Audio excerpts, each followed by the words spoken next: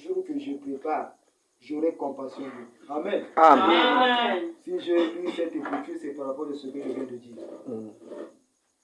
Donc, ne pensons pas que ce que nous sommes en train de faire là, non. Vraiment, Dieu ne va pas considérer ça, non. Dieu considère ça. Nous avons abandonné nos lits. Nous sommes venus ici pour la prière, pour ce Dieu-là, invoquer ce Dieu-là. Dieu ne peut pas oublier cela. Amen. Dieu ne peut pas oublier cela. L'homme est ingrat, mais Dieu n'est jamais ingrat. Zanu. Dieu est toujours fidèle. Dieu, il est toujours fidèle. Il ne peut jamais être un ingrat.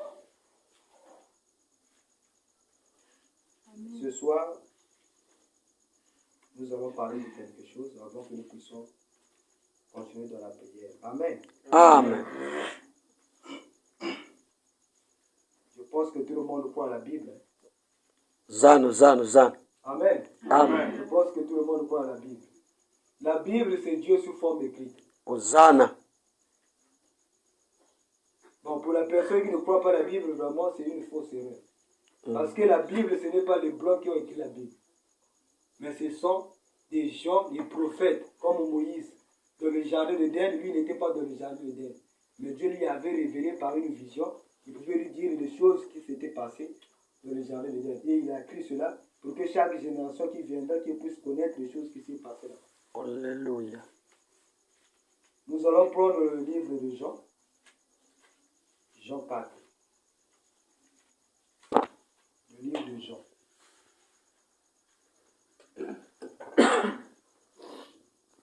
Jean 4, je commence au verset 20. Nos pères ont adoré sur cette montagne. Et vous dites, vous, que le lieu où il faut adorer est à Jérusalem.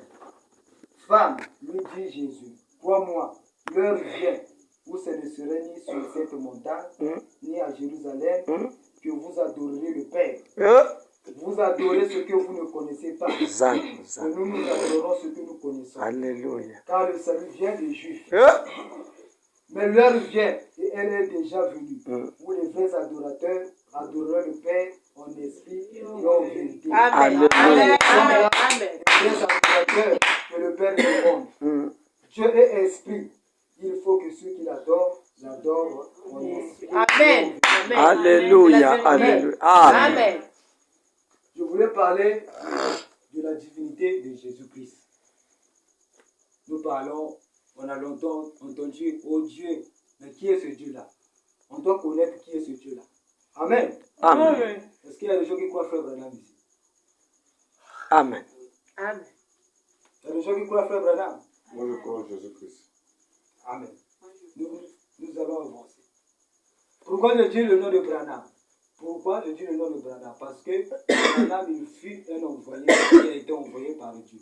Amen. Amen. Et il n'y a personne qui nous a parlé de Jésus-Christ plus que ce monsieur-là de William Branham. Il nous a détaillé qui est Jésus. Amen. Il nous a détaillé qui est Jésus-Christ. Il est rentré dans les profondeurs. Branham, il n'a pas mené son message, mais il a mené le message de Jésus-Christ. Amen. Amen. La divinité de Jésus-Christ, c'est quoi? On nous dit que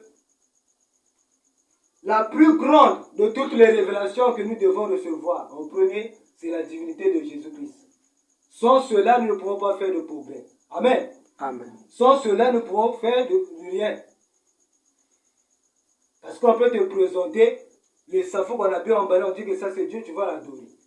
C'est comme ce texte que nous venons de lire. Ici, l'histoire s'est passée entre Jésus-Christ et la femme samaritaine. Amen. Amen. La femme samaritaine était partie puiser de l'eau et du coup il rencontre Jésus-Christ. Et il commençait maintenant à causer. Jésus-Christ lui dit, donne-moi de l'eau. Cette femme-là lui dit non.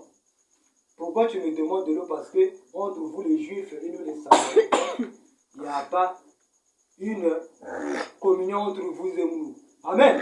Amen. Il n'y en a pas. Mais pourquoi tu me demandes de l'eau? Et Jésus-Christ commençait maintenant à lui détailler, de lui parler. Commençait maintenant de lui parler. Il lui dit, femme lui dit, je le relis, femme lui dit Jésus, Crois-moi, l'heure vient où ce ne sera ni sur cette montagne, ni à Jérusalem, que vous adorerez le Père. Pourquoi il a cité le nom de Jérusalem? Parce qu'à l'époque, Jérusalem était la capitale de tous les chrétiens. Amen. Amen. Donc toute personne qui était chrétien, il partait à Jérusalem. C'est là-bas, il y avait l'autre, la capitale de tous les chrétiens. C'est là-bas qu'ils se rassemblaient pour adorer Dieu. Mais Jésus-Christ nous dit que non, ça ne serait plus là-bas, ni sur la montagne. Parce qu'en ce temps-là, les gens partaient sur la montagne pour aller chercher Dieu. Ils partaient là-bas pour chercher Dieu. Mais où est Dieu? Mais où est Dieu? Dieu descend, tout ça. Mais ici, là, Jésus-Christ nous dit, ça ne serait ni sur la montagne, ni sur Jérusalem. Mais l'heure vient, il est déjà venu, où les vrais adorateurs doivent adorer le Père en esprit et en vérité. Et lorsque nous repartons dans Genèse, on nous dit que chaque soir, Dieu descendait dans le jardin de l'Éden, il parlait avec Adam. Il parlait avec Adam chaque soir. Mais à cette époque-là, Dieu, il avait quelle forme? Parce qu'aujourd'hui, il y a beaucoup de croyances. On nous parle de Dieu, il a trois fonctions. Il y a l'autre là, il est en Trinité. Alors qu'il y a un seul Dieu. Amen. Amen. Il y a un seul Dieu et c'est le Seigneur Jésus-Christ. Donc à cette époque-là, dans la jeunesse, Dieu était sous forme de l'Esprit. On ne pouvait pas le voir, on ne pouvait pas le toucher parce que je ne peux pas toucher l'Esprit. Amen. Et moi, quand Dieu parlait, Dieu pouvait entendre la voix de Dieu. Mais il ne pouvait pas voir Dieu parce que Dieu était sous forme de l'Esprit, il était sous forme de la colonne de feu. Et il a donné les interdits à Adam. Que non, parmi tous les arbres qui sont dans le jardin, toutes les fruits de ces arbres pouvaient manger, mais il y a seulement un arbre qui est là-bas, ces fruits ne mangeront pas. Et ils ont mangé. Il dit que le jour que vous mangerez cela, vous allez mourir. Amen. Amen. Vous allez mourir.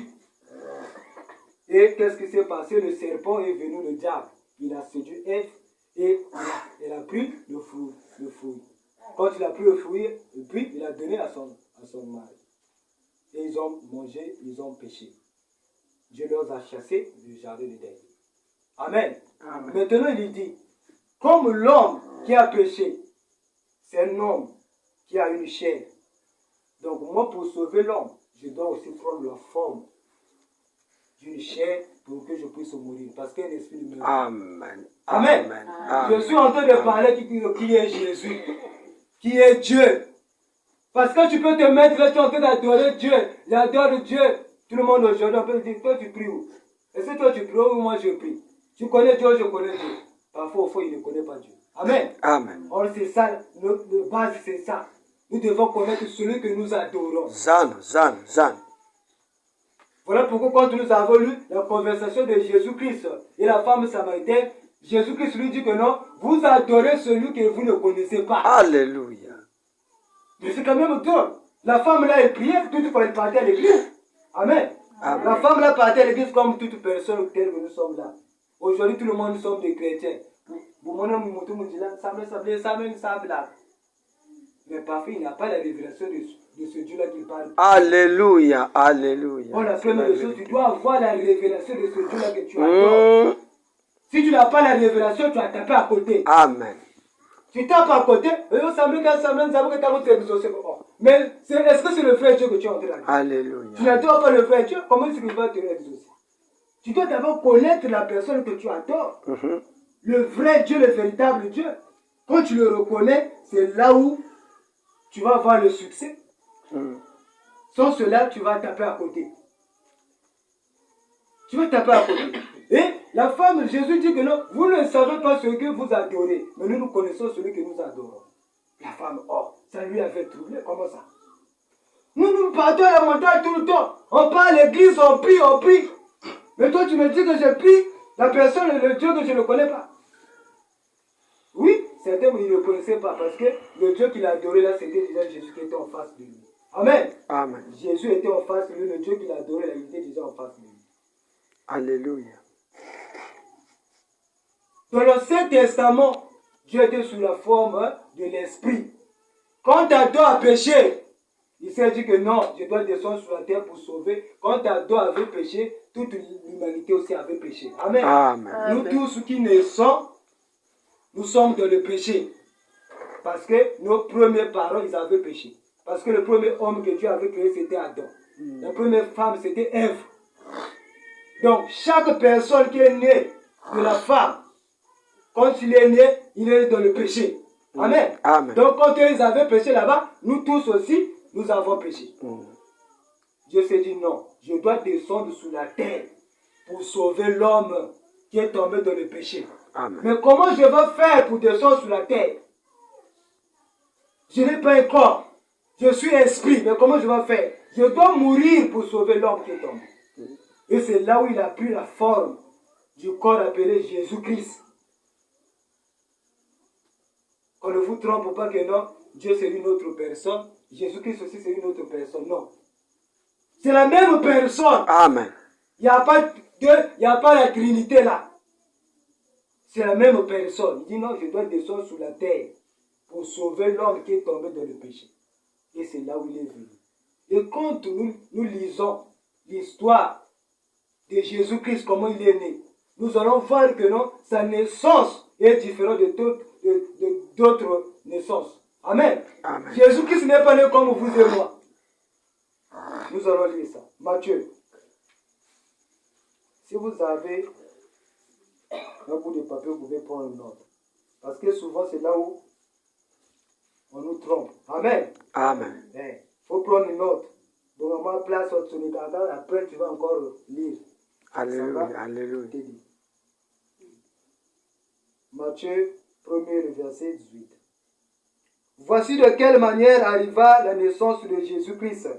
Marie, sa mère, ayant été fiancée à Joseph, se trouva enceinte parmi la vertu du Saint-Esprit. Avant qu'il eût habité